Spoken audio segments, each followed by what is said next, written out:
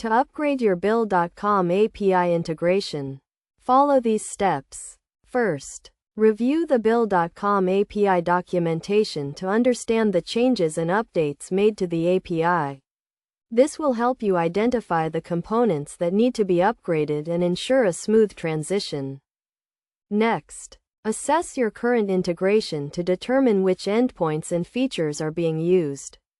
Make a list of the APIs and features that require updates, and prioritize them based on your business needs. Then, update your API credentials to ensure you have the necessary permissions and access to the new API. Features. You may need to create a new API key or update your existing one to take advantage of the new features. After that, modify your API requests to conform to the updated API syntax and structure.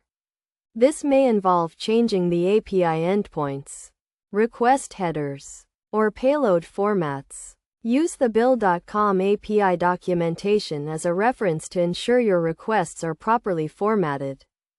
In addition, implement error handling and logging mechanisms to catch and resolve any issues that may arise during the upgrade process. This will help you identify and fix problems quickly, minimizing downtime and ensuring a seamless transition.